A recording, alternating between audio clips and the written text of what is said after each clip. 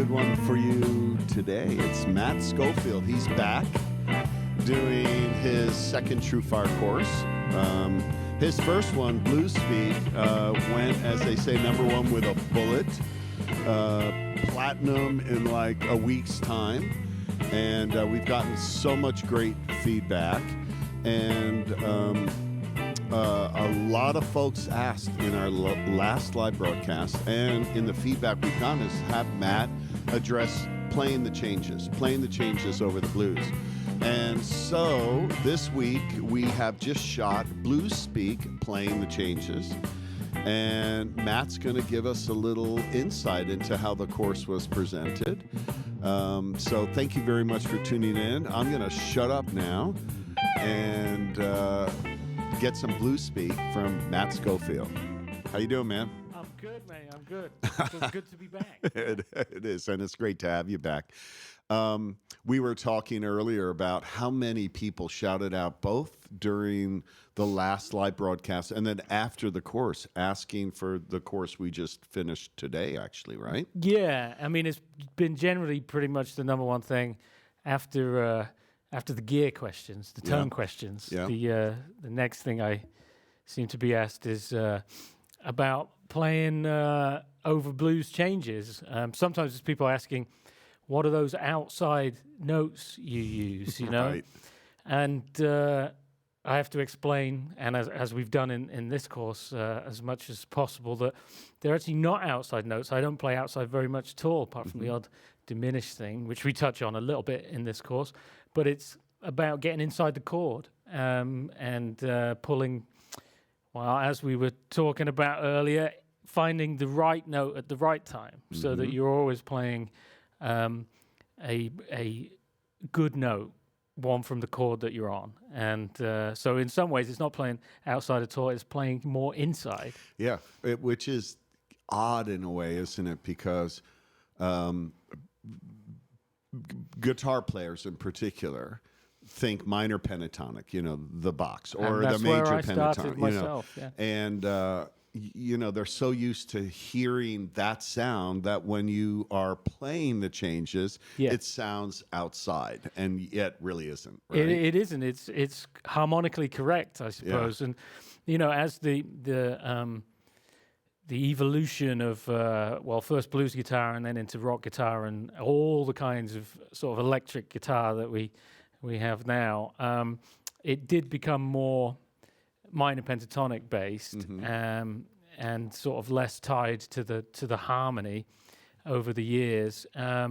So it's got a little bit lost. That's one of the reasons that we the first section of this video is going right back to the source, to the pioneers, the guys I sort of call the pillars of creation of electric blues guitar, and so we do start by checking out some of those guys, Which is, we love this. The first section of this Blues Speak Playing the Changes course, you title it Back to the Source. Yes. And you cover 3 artists. You talk about how Albert Collins, B.B. King, and Albert King kind of started to create this, not only their unique signature sound, but played the changes, right? Yeah, absolutely. Those guys are very melodic players. Right. And they may not know, technically what's going on, but their ear does, right? What created their individual sounds, this singular nature of their voice, is because their approach to playing was based largely around one fairly specific way of approaching the harmony of the blues, So nowadays, somebody like me, or more recent contemporary modern blues players, we're all combinations of everybody that came before us. But when you go back to B.B. Albert, and all those guys, they were creating the vocabulary that the rest of us were using. And so you can sort of use each one of them as a source for a specific sound. So, and that's really where it all comes from me. As much as we do go on to learn about the appropriate scales to play over blues changes and how to build our chord voicings and that kind of stuff, in some ways it's still more useful to think of, if you want to get that kind of major pentatonic mixolydian sound, well, we all know what B.B. King sounds like, and that was a lot of the core of what he was doing. And it's always seemed like a more musical way to do it than having this external idea of a scale and then trying to map that to the fretboard. I'm really trying to close my eyes and, reach for that sound that B.B. King had and find that in the guitar. So I've kind of come at it from that way, I suppose. So can we give folks kind of a glimpse at the first section, maybe cover a little bit of each of those three artists? Yeah. Start with Albert Collins, if you Albert Collins. So, Albert was tuned to F minor, right? So, and then he's got a capo on the guitar, usually way up here playing in C, D, or E flat. But a capo, is that like a taco? It's like a taco, yeah. Capo. Is it capo here? Yeah, capo. Yeah. I don't know which one's right, actually. You're right. I think your country invented the language. That's true. We did come up with it. Yeah. So I have to say that you're right. Capo, I just needed capo. to translate for we American. That's true. He had one of them. In fact, Albert would call it a clamp. A clamp. That's what he called it, yeah. That's probably right. Then. Probably is. And certainly no one used it to greater effect than Albert. But so that F minor tuning, puts like the sixth degree of the major scale under his fingers. So you end up with this sort of pentatonic scale, but with a lot of the sixth rather than the seventh. So you get this. And to my ear, that's kind of a overall tonality through his playing, And he would hit the seventh, but it's got this.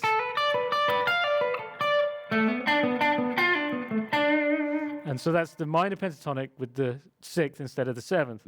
Something then that you hear, I use it a lot. Robin Ford uses it in a much more, I suppose, sophisticated way than Albert did back then. And BB uses it as well. But I just think of that. So it's got a little sweeter sound than the straight seventh, the sixth, and then that immediately gives you access when the four chord comes round. That sixth becomes the major third of the four chord, and so you're tying your playing together. So you've got.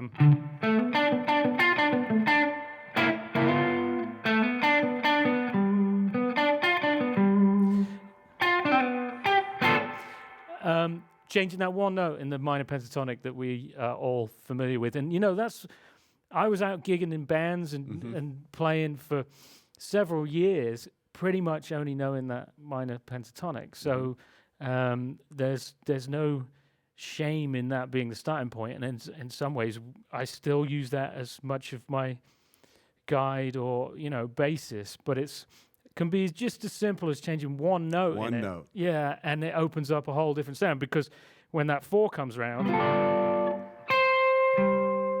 that seventh sounds really bad, over it, whereas that's it. We've changed one note and we've started to put a thread through at least the first two chords of the blues progression. So that's really going back, taking the time to listen to someone as fundamental as Albert Collins is gonna provide you with, like I say, it's deceptively simple, because it is as simple as changing one note, but it's the fact that he was able to create a style and a sound out of that and be incredibly exciting and dynamic and energetic, all the other things that go with it, but that you can find so much just out of one idea like that. So one of the themes in your course that we just love, and I know students are going to love as well, is this notion about, it's not about running all these scales or arpeggios or playing the changes in the way maybe Miles Davis would approach. I think you said giant steps. Yeah, John it's Coltrane. One note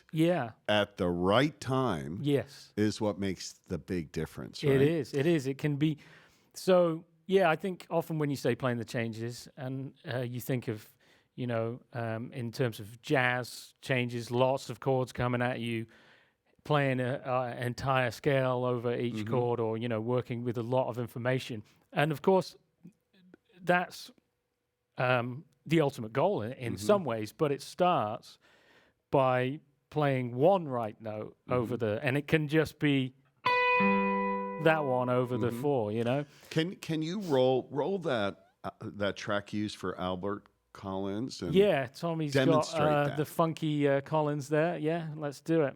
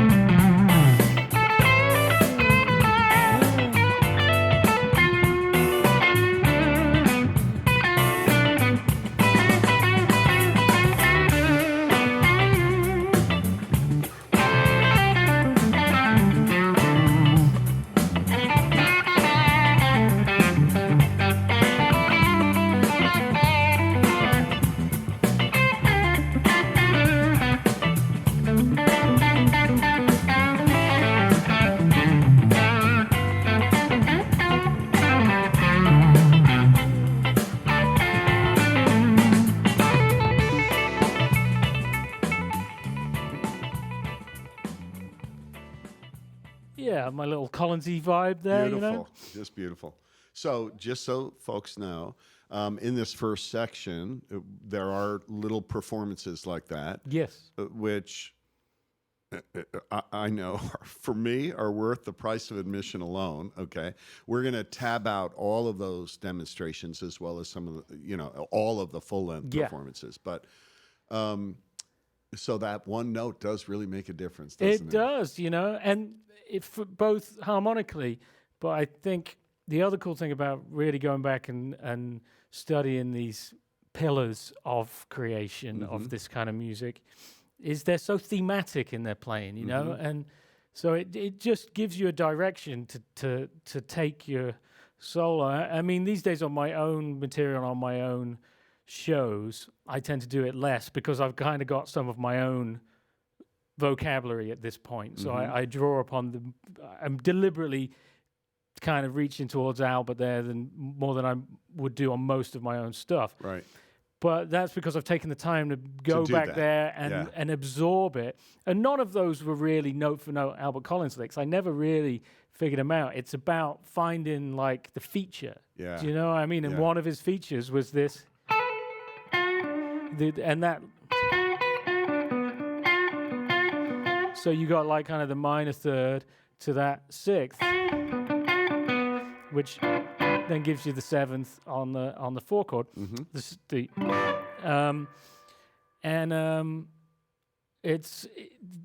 a feature, and so we can take that and it gives us a thread through our playing. So and I love the point. Surrounding that notion you make in the course and in our conversation together, that so many players today, we might not have enough time to spend studying these guys as professionals do. Sure. Okay. But And so we'll cop your licks. Yes. Okay, your vocabulary is now kind of part of the blues vocabulary, you know? But your vocabulary was inspired by the titans of the blues, like Absolutely. whose vocabulary was inspired by those before them. And you were talking about going back and studying, let's call it the roots of where all these things came from, just makes you a better player. And when I say study, a lot of time I just mean actually listening, you know, Good point. Because it's people say to me, you know, how do I get some of that jazzy stuff that you do? And the first answer is, well, it's a question again. Do you listen to jazz? Well, then you're not going to sound jazzy. So, you know, to really have any degree of authenticity, or you know, you got to listen to blues, and really good blues, and you got to go all the way back. It's a language, so it's like if you can either learn from a phrase book, and then you could maybe, you know, go in and order whatever you want for dinner, but you couldn't converse, right? So whereas if you immerse yourself in the language, that's how you're going to speak it best. And of course, I have been lucky to get away with spending most of my time for the last 30 years doing that, and that's a privilege. But even just having these sounds, and this comes up more and more throughout the course, is no matter what scales we learn, no matter what chords we learn, all of that means nothing unless you have some kind of creative idea of how to use it, you know, and where you're going to get that by listening to the music. And so it doesn't even mean with your guitar in hand. It means just capturing these little sounds, these little nuggets of tonality and all those things to then reach for when you do pick up the instruments. Very good point, man. How about a little B.B. King insight? Yeah. I mean, B.B.'s probably the most famous exponent of the major pentatonic. I would say the major pentatonic is the unfairly overlooked sister of the minor pentatonic. And when I say major pentatonic, I don't mean, you know, because same for me, I was playing minor pentatonic, I'm out there gigging. Then you discover the major pentatonic and you think of it as being, you know, down a minor third, the same as the minor pentatonic. But that does it a disservice. I think you need to think of it as its own scale.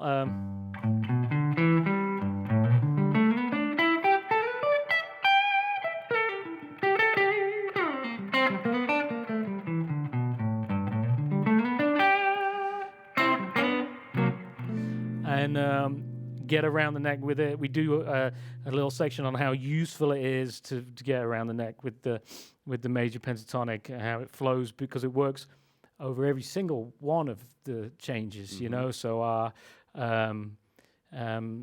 G, I've gone to the key of G actually, because the BB track's in G. So just to point that out, but.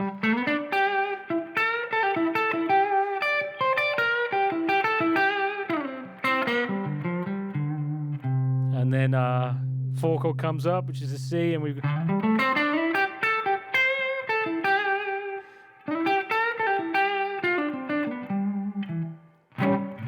5 chord.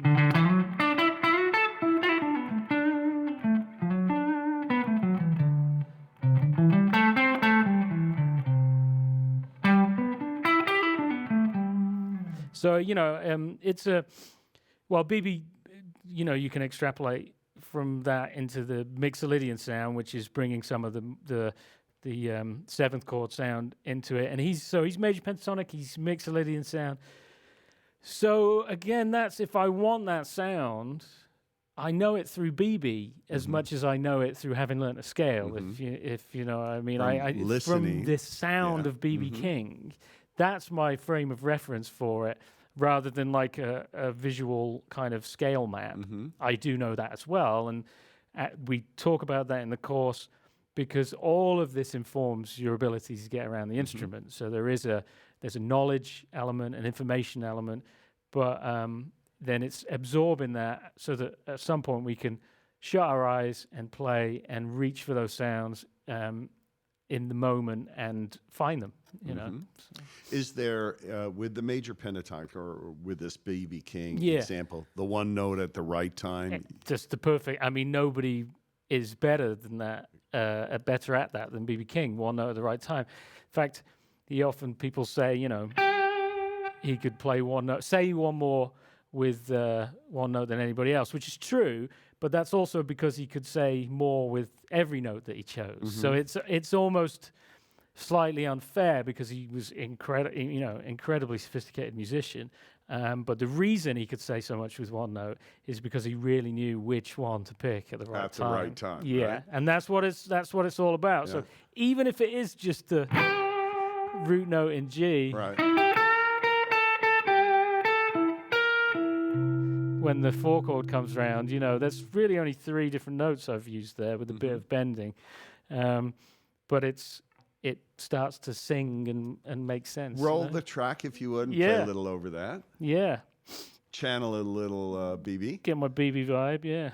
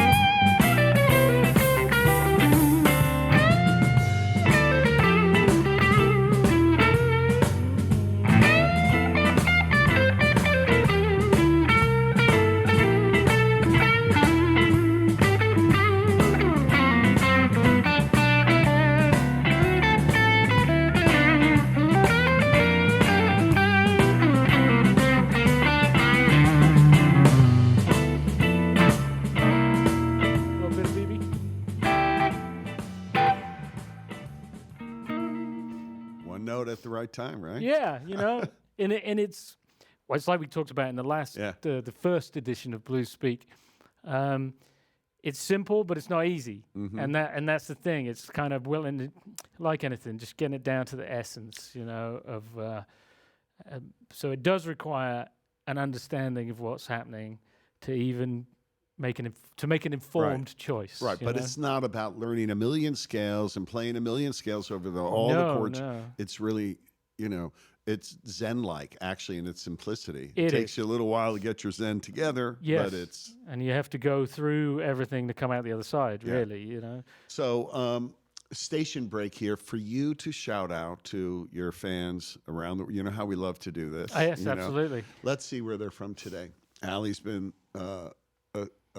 asking folks to chime in, and they have from Germany, Cincinnati, the UK.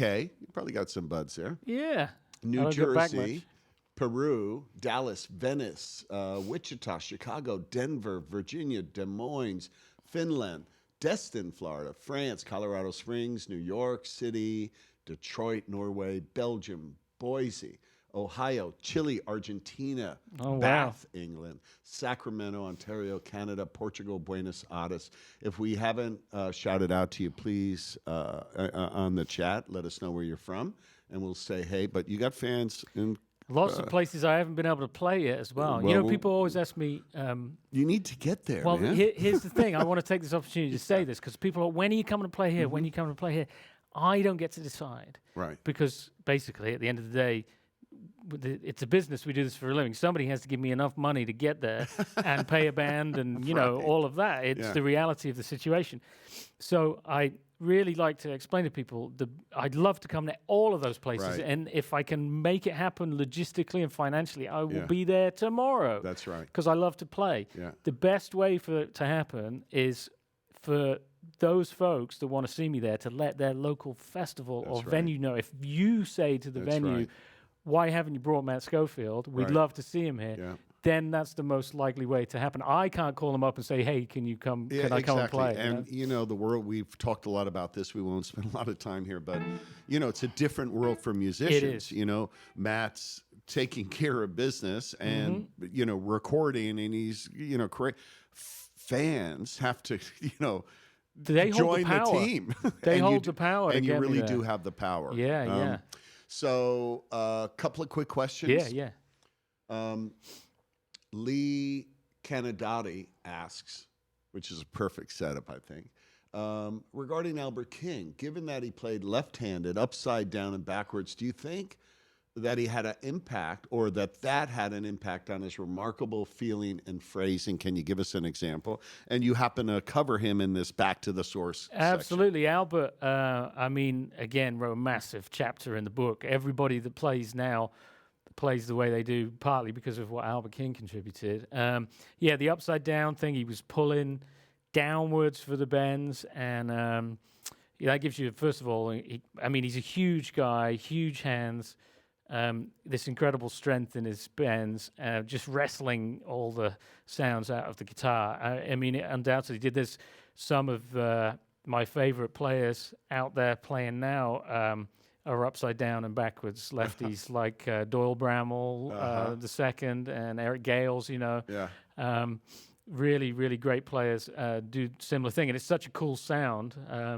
I actually had a guitar strung upside down for a while in my teen years to see if I could get some of that vibe. But playing it right-handed, you mean? Yeah, I had an Epiphone Flying V, like the cheap Albert King Flying V, and I switched the strings. So I could sit in on a slow blues with the guitar, with a left-handed guitar, right-handed. I can't play that way at all. But, I could do a passable upside down. But it totally changes the attack. And we do talk about Albert as the third source, because in this course, because his approach to playing the changes, and he did play the changes. When you listen, he's, as simple as it is, he's doing it with bending, which is a whole other way. So he's literally molding the note to be the right note at the right time, and it's all in between,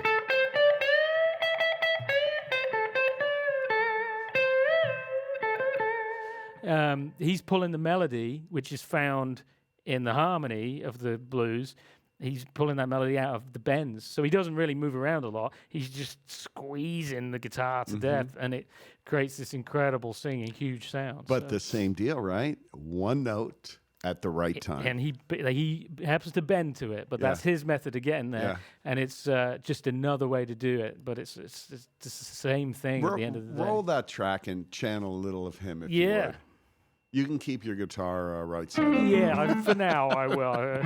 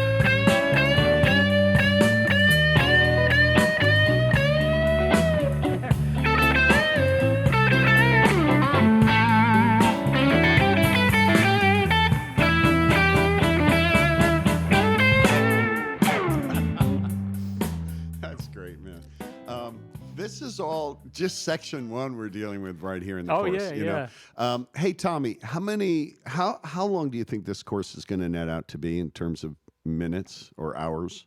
I would say around 4 hours. So, you know, this is a beefy course because it's A lot of information. A lot of information. We're not going to even be able to kind of skim the surface of this course, but that is section 1, going back to the source, Yeah. right? Station break, real quick. Yeah. More geo for you. Brazil, Las Vegas, Alberta, Canada, Maui, St. Louis, Mexico, Istanbul, Netherlands, New Orleans, Sweden, Oman, Bulgaria, Washington, D.C., Brooklyn, Paris, India, Oregon, Boston, El Salvador, Transylvania, man. This cat, I think there's 2 cats from Transylvania, you know? They're always chimed in. How are you doing?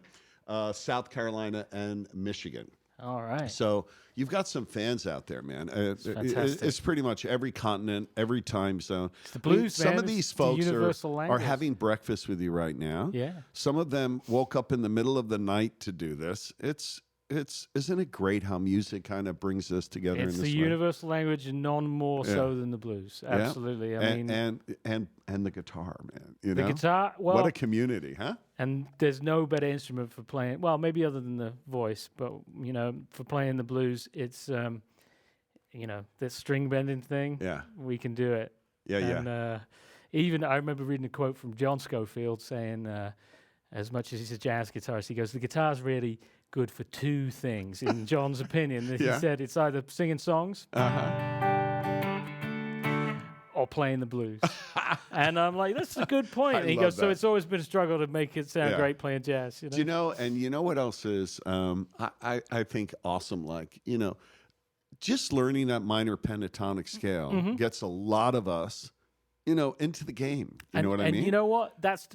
I hate to sound like I'm down on that scale Right. because this course is obviously very much about breaking out of that. That's And that's right. what people want to know. Right. But a lot of people have had very good careers and made pretty good money Absolutely. out of only knowing the minor And think about pentatonic. how many millions of we guitar players, you know, have that scale to thank for, you know, being able to get up at the jam session and play a little or play with our Absolutely. buds, you know. And- And so this course, to your point, I'm sorry to interrupt you. No, but, no. You know, I have to say that this is the course that will take your soloing to the next level. I hope so. You I know, hope this so. is what you need. And it's not about a million scales. It's about one note at the right time. I just love that theme, man. And that Albert King stuff, I mean, when I'm there bending, that's Yeah. just the, you know, the root and the minor third of the minor pentatonic. Yeah. But all the changes are in there. Yeah. You know, you can.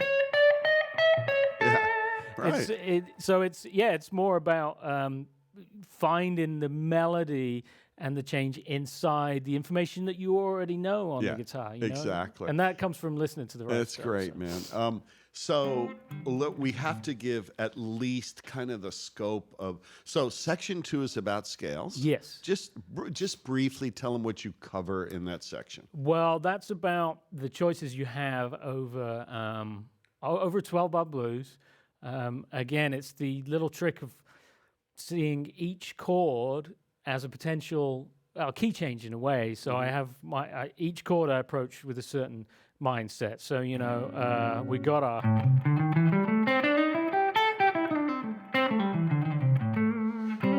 our blues scale. We've got our major pentatonic and our Mixolydian, because that's the right scale for the dominant 7th chord. Right. But come around to the 4 chord, well, you have to assess that on its own merit then. Uh-huh. So those scales don't all work, or work a bit, but not as well. So when that 4 chord comes around, we want to go. That's our D major pentatonic, or our D Mixolydian.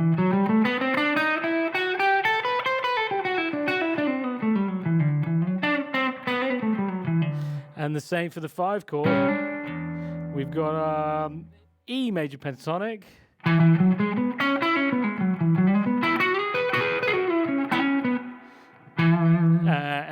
E mixolydian. And our E minor pentatonic. This one's a real, really great trick. So you're not having to immediately think, oh, God, mixolydian, I don't know it, or whatever, you know. Just the E minor pentatonic over a blues in A for the 5 chord. It's only one note different than the A minor pentatonic that you're already playing on your blues in A. So just same thing. So, one note. and which is that one note? In the case of A, it's changing the minor third down to a second or a ninth, you know. So it's we're in A. We've got our A minor pentatonic, which is A to C up here.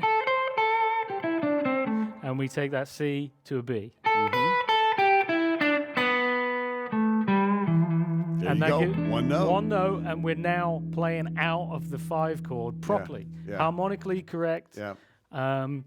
It's all starts to make sense. It's just that one note. This is a really cool section. This is not you know, okay, here's all the scales you gotta learn, you know. So you give them scale options for the 1 chord, for the 4 chord, for the 5 chord. And you guys can, you know, this will be on demand on YouTube, and you can watch it over and over again and loop this thing if you want to. Yeah. But Matt really drills down on those options in this second section. And you'll find that it's not about running all the notes in the scale for those. It's finding those one notes at the right time. And would you talk a little bit? You have a section here like, you know, the 3rd degree.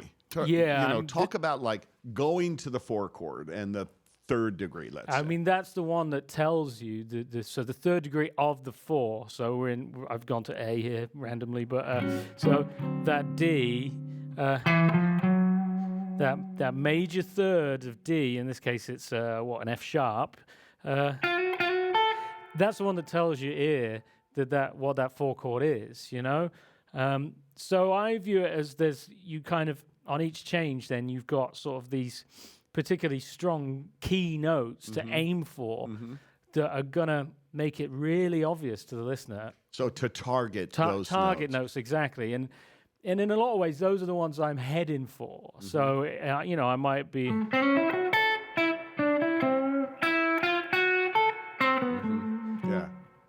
So I didn't play a 4 chord there, but hopefully you could hear that it was a 4 chord. And so in some ways, it's as simple as that. But all the information that the scales give you, and in the next section, there's also how to use the chords for this information. Exactly. All of those allow you to nail those strong sort of core notes, target notes, at the right time. Yeah. So you even, I think in this section you had a cool little practice track. Was it the 5 to the 4? It's the 4/5 shuffle. Yeah. So it's a like slow kind of laid back shuffle, and we hang on the 4 chord for I think it's 8 bars, and then 8 bars on the 5 as well, just to give you a chance to hear how all these different things sound. Can you roll that and just show us a little bit? Tommy, do you have that track? We're in Tommy's C. good, man. He's good.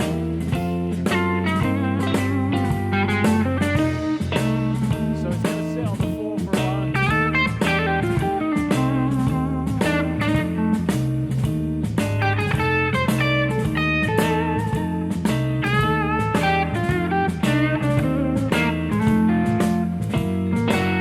To the 5.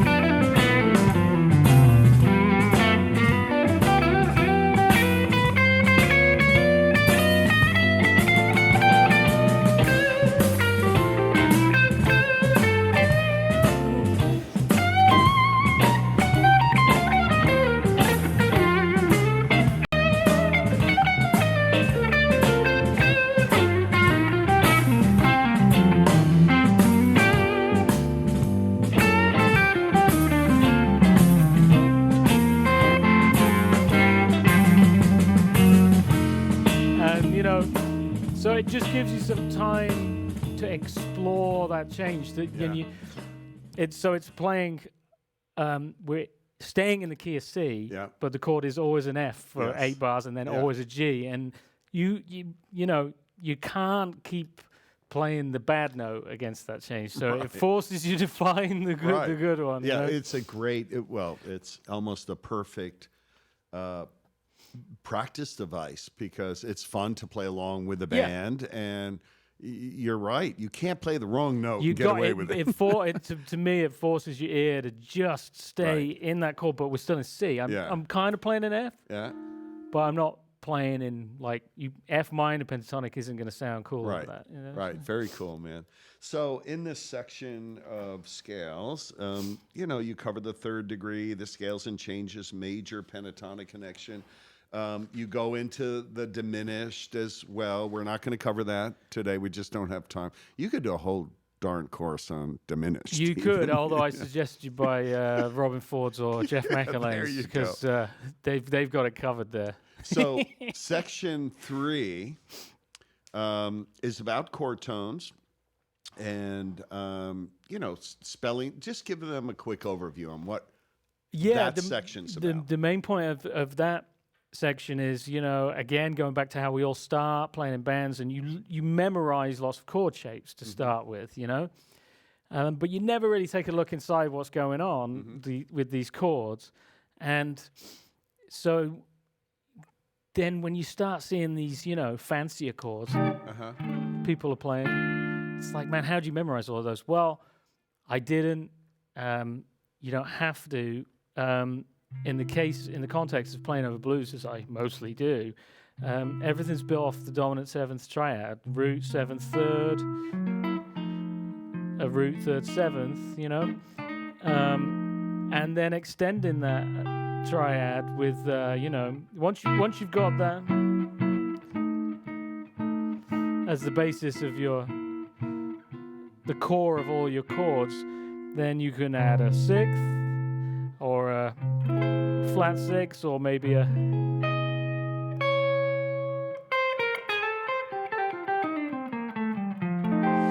and so we're starting to link together. We've broken apart the chords. We know what the core of the chord is, and then we're adding extensions to that chord, and then you realize, well, I can use those extensions from the chord in the melodies that I play in my solos and add those to my major and minor pentatonics. Makes those the one note at the right time. Now that makes the difference. You got another guide to the right note. And that's what people think they're hearing outside lines that are really inside. But they're really just what's happening. Right. You can play.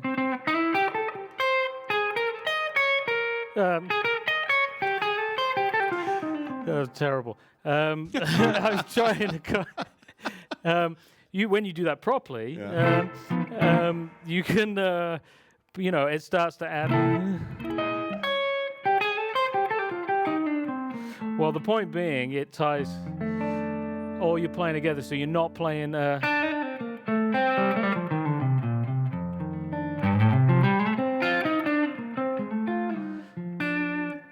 mean, what's chords and what's lead, Right.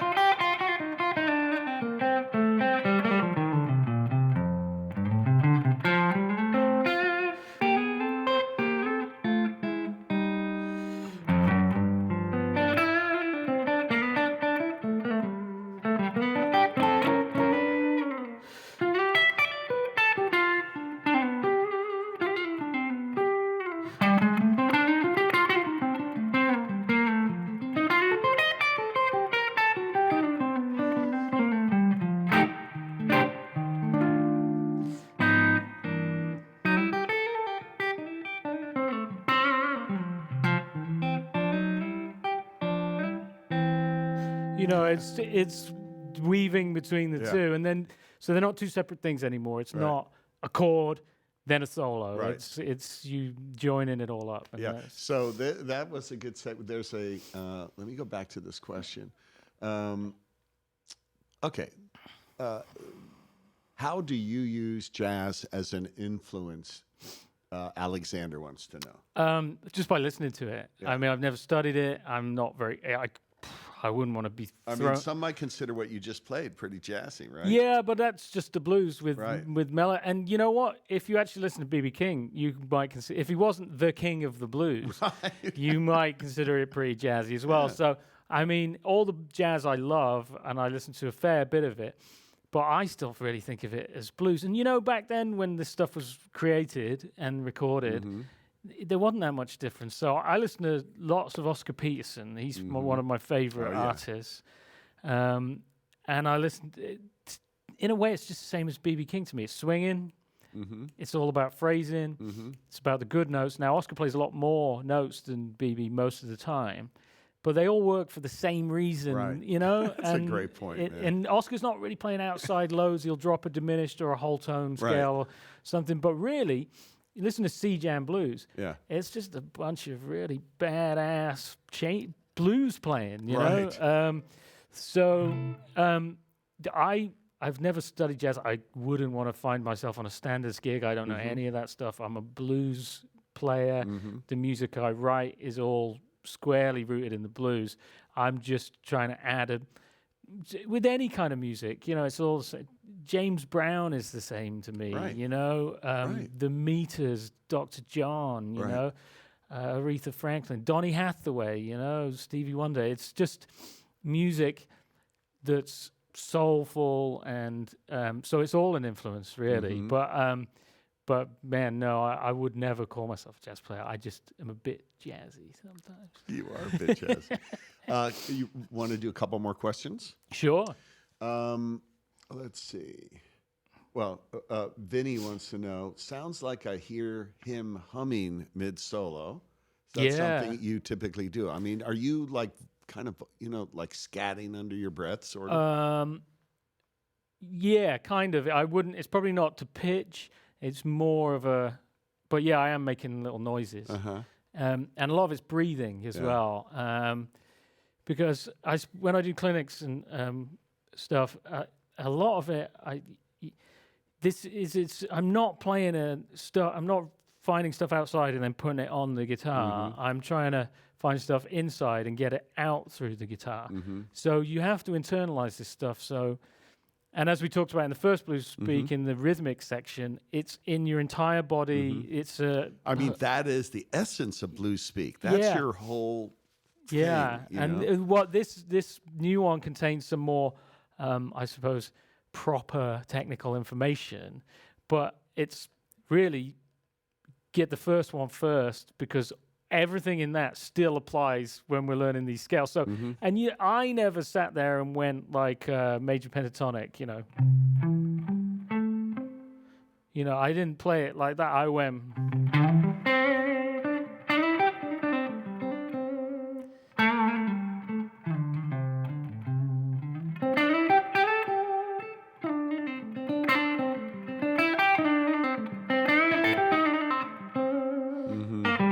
You know, I didn't like run up and down scale. I'm not saying not to do that if you find that valuable. I can only speak for myself. That I didn't have, even with things like the Mixolydian, to sit there and go.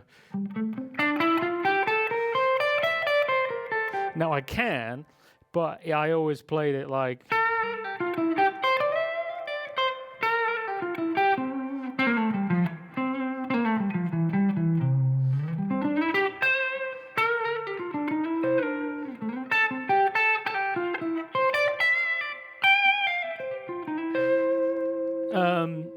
And I sort of learned it that way around. So it's internalizing. It's always related to music, and you know, as much as the incredible opportunity we have through something like TrueFire to play along with the professional backing tracks and get all this information. There's also no substitute for getting together with other human beings, and actually, and so that's where I come from. Within 6 months of deciding I was going to be a blues guitarist when I'm like 12 or 13 years old, I had a band and we were in the room together every minute, and we were all 13, 14 years old. That was the entire experience, you know. So it's a long-winded answer to why I'm humming, but it's me. The playing is me. Right. It's not scales mapped onto a fingerboard. I know that, but that's to inform me of how to get it out. You know? Yeah, and you made a good point, Matt, which is this course really focuses on this 4-hour plus course on playing the changes. But, you know, a lot of the essence of what Matt does, you know, that internalization, the phrasing, that you need to pick up his first course, Blues Speak, for that. These two courses really complement one another, I think, very, very nicely. Yeah, I mean, there's an element of this in the first course. Yes. But as we see, you can fill an entire course with this. We dove quite deep. And in a way, you know, like you could fill an entire course just on spelling the chords out. And the TrueFire already has great courses on, you know, basically the degrees of the major scale, harmonizing the major scale, all that kind of stuff. That I'm not the right person to teach that, because this is my own kind of way of getting it out. I can only say how I apply this stuff. Do you know what I mean? But I've learned that at some point from somebody who really knew it. You know, Johnny, my organ player that I played with for years, back in the day, I'd say, so what is that? You know, like, because he's had some proper lessons when he was a kid on piano, you know, classical lessons. So he knew stuff. And so I took the time to find out the actual answers. So I'm able to provide those a bit now to everyone. But well, and thank you for doing that. Of course.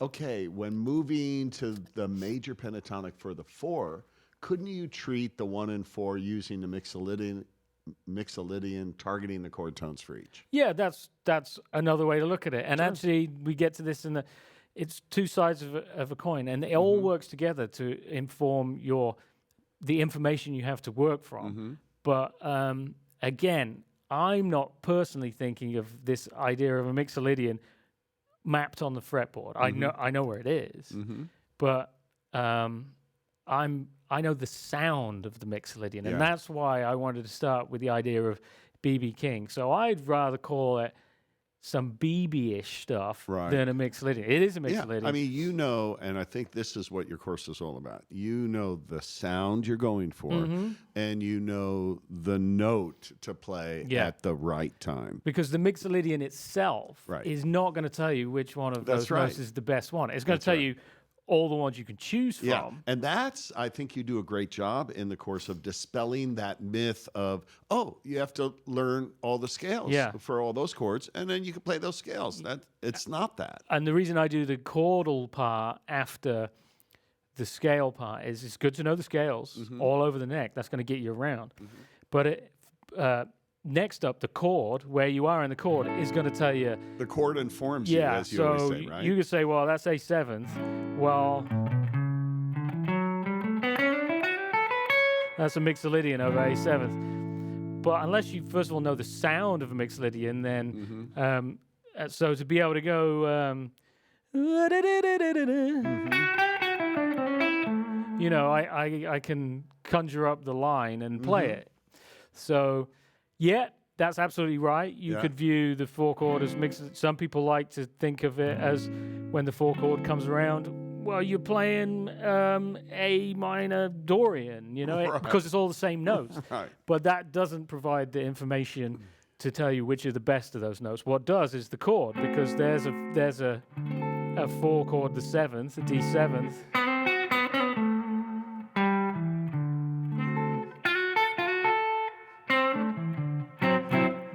That's a better clue, but the best clue is what I want to create in my ear and find on the instrument. So well said, man. Putting it all, there's no one way, you know. It's a holistic thing of knowledge and application. And I know, and you lay it out very in a very accessible way in this curriculum.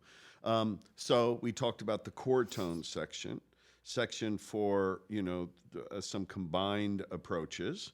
Yeah. And then section 5, you do a lot of full-length performances. So I don't want to minimize those sections in the middle, but we're going to run out of time here. Yeah, look at this. Yeah. And I know folks want to hear you play they want to hear you play. Yeah. And when Matt plays, he's utilizing all of the information that he conveys in this course. So pick any of the tracks you have in section 5 and... Yeah, let's do that blues with the changes. The it's kind of, you know, what I'd think of as like it's got 6251 in it, but I'm not here to show you loads of cool 2.5s.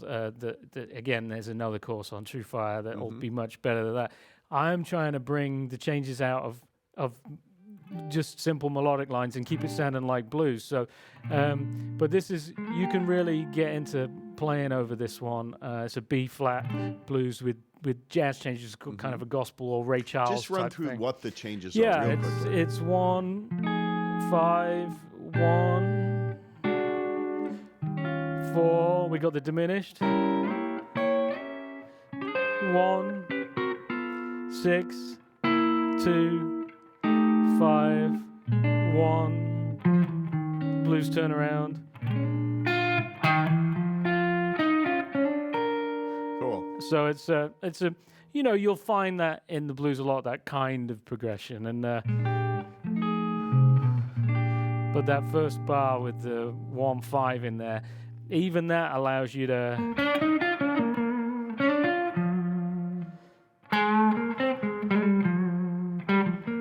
play straight out of the 5 chord on the second part of the bar. So there's a lot of melodic ways of approaching it, and I love playing stuff like that because you can play the blues straight through it, or you can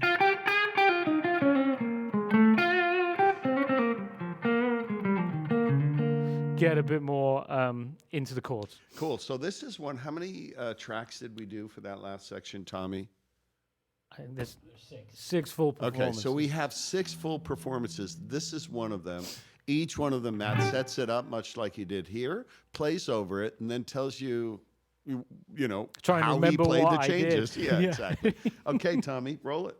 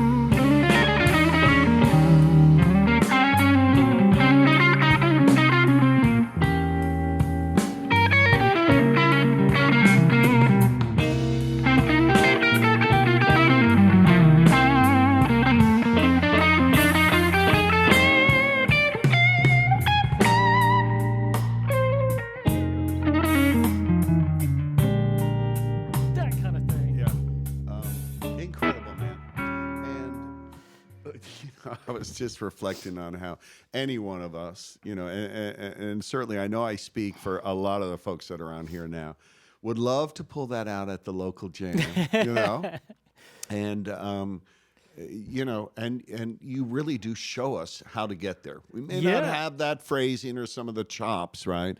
But the you know, the right notes at the right time, you do reveal how to get there in And a as we super talked accessible about, way. yeah, in First Blues Speak, you could play that entire progression just here.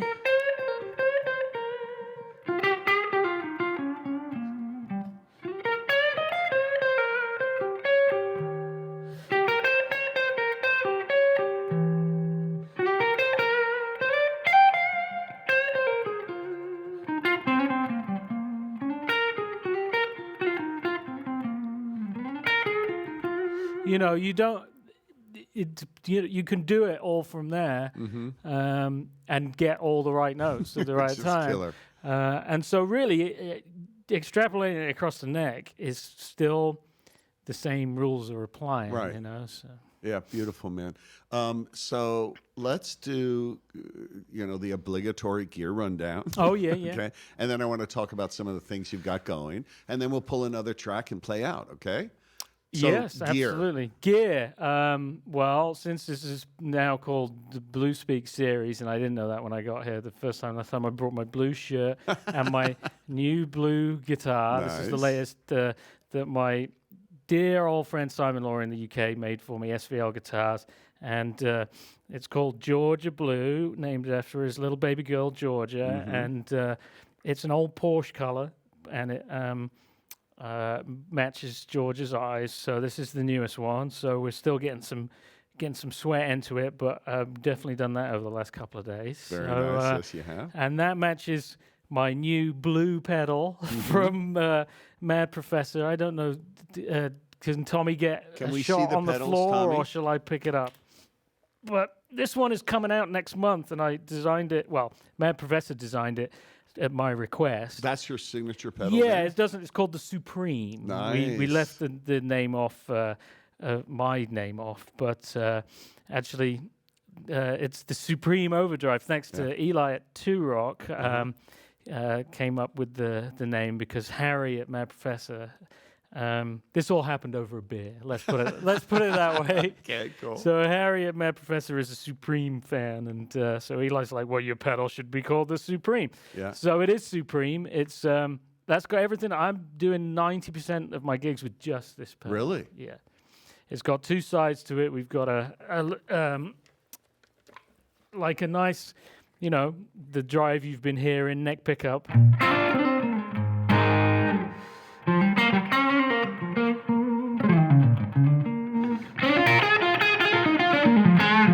And I use a volume controller, so I'm super dynamic. You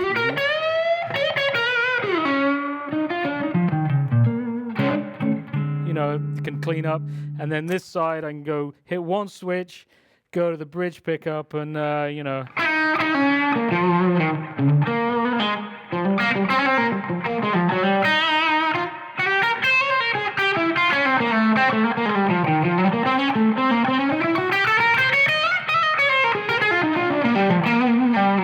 Get a nice thick chewy bridge pickup sound, I'd and that's say. just one switch, and so I'm good to go. That goes to my Mad Professor delay pedal. Yeah. That's the very same actual pedal I've had plugged in on those settings for about 12 years now. Really? Yeah, it's the same one. It's my favorite original So one. when you're out gigging, you're pedal-wise, really, what are you bringing with you? Both those pedals? The delay usually sits on the amp out of the way Yeah. because it's on the same setting all night. Okay. And now I just have the Supreme, and that's a tuner.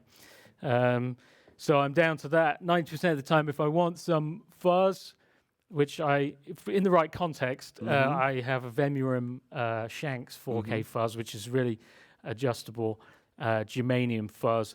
But I'm not really a fuzz guy, and I've just, you know, got into like not having a bunch of stuff. Yeah.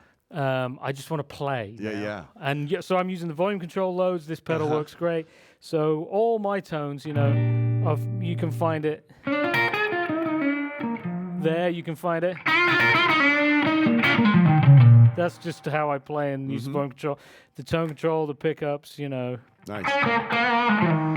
So once again, the maker of the guitar. SVL guitars, Simon Law. SVL. Yeah, he's out on Guitars. out on tour in the UK. He's out on tour with The Who at the moment. Pete Yeah. Townsend's Nice. guitar tech. Nice.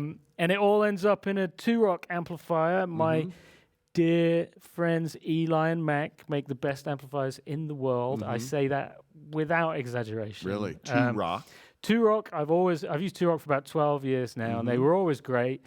But since Eli came and bought the company, and he was a long-time 2-rock user as well, Yeah. and him and Mac at the helm now, it's just taking things to the next level. I don't even bother looking at other things. Man, Really? the 2-rock Classic Reverb is ridiculously good amplifier. Maybe the best amp ever made, in my opinion. That's an honest opinion. We my should get one for the studio. You totally should get one for the studio. The cab is by some friends in Japan, string driver cabinets. It's a really cool little ported cab, perfect for recording. But most of what you're hearing is probably coming off the aux box, which I think in my limited experience, which was last time I was at TrueFire and this time at TrueFire, but it seems to do the job very well. And that's it. Nice. Mark Foley pickups. Yeah. He's a very cool guy from the UK. Yeah. And Kurt Mangan strings. Strings very important. I have What gauge? 11 of 54. I have a signature set with Kurt Mangan. Kurt's a wonderful guy. The UK distributor, Damien, wonderful folks. And so, you know what? Everybody's stuff that I use, from the guitars, pedals, they're friends. Yeah, you've talked very highly of them, just informally at dinner or whatever. You know, that's nice. It's isn't great. it? I don't want to deal with any industry nonsense. And you're myself. real about it. I mean, you really dig them. It's not like you're getting paid a ton of money to endorse Or them, any at all sometimes. or any money at all.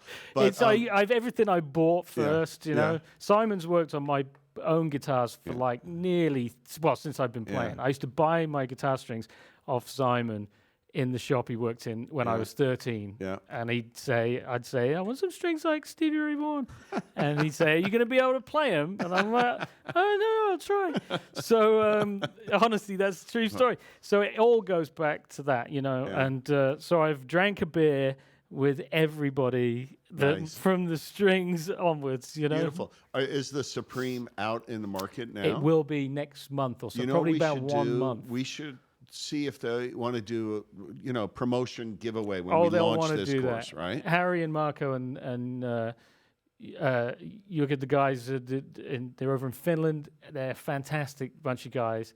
And perfect timing, really, because Nice. it's just about to hit the market. If you'll remember to put that in their ear and nudge me. I'll tell them right. Okay. I'll tell them right now. Okay, cool. That'll be awesome. We certainly would like to have one for the studio as Yeah.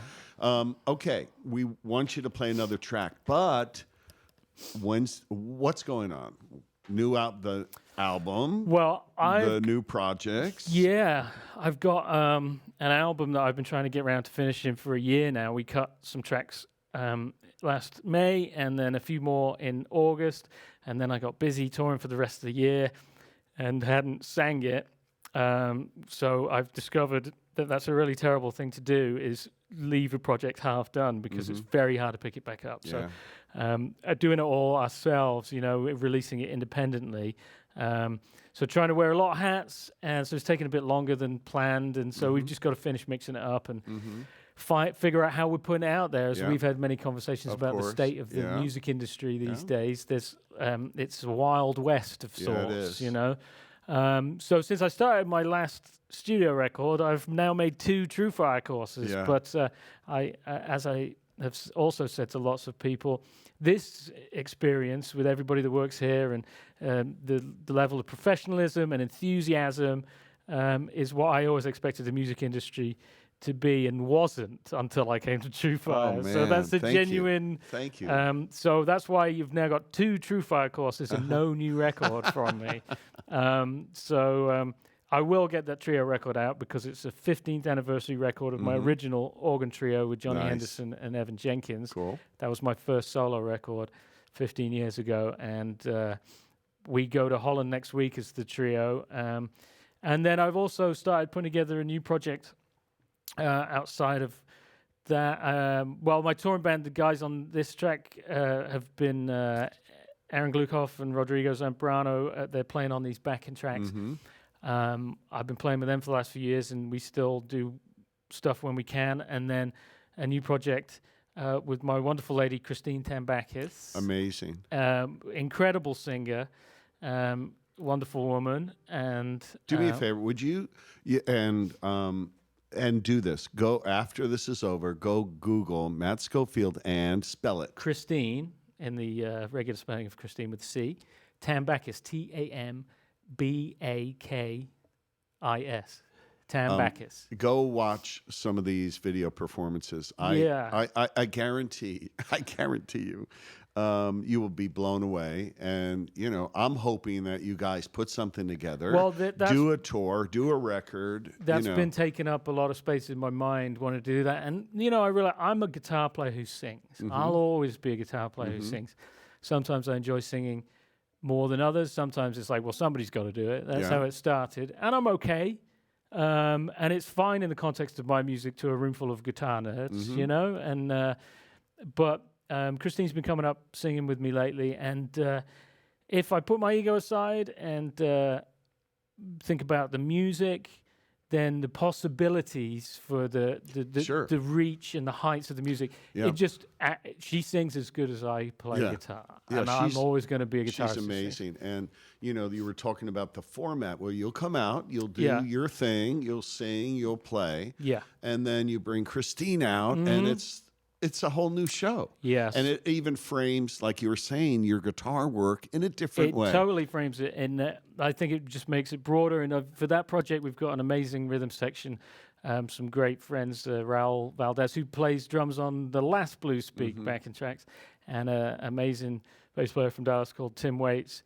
And we're joined here and there by some other great young, I say young, by my version of young musicians. So we're kind of trying to get that going as well as another thing. But, really get out there to festivals with a larger band. I'd love, I love my trios, but I didn't plan on playing with a trio for the rest of my life. I want to have a horn section. I want to have a percussionist. Right, I want to have a broadness to the music, and of course, so that's where we hope to head with this project. Well, it's very exciting. Everything you're doing is really very exciting. Thank you for carving this time out. I know you have to head back to the UK. You're on, actually, after you're done here, you're kind of headed that way. I'm literally going home, repacking, going to the airport because yes, I have to go and renew my visa so they'll let me back in to keep doing this. Well, I hope they do. And, so do I. And I urge everyone to give us some feedback on, not only both the courses now, but what you'd like to hear or see next from Matt and TrueFire. Yeah. So pick a track, any track, and play us out, man. What didn't we do? Let's do that rumba, Tommy. Bit of rumba, yeah. And thank you, everybody, for tuning in. Yeah, thank you so much. Whatever time zone or continent you're from. We'll see you next time, and look out for Blues Speak Playing the Changes.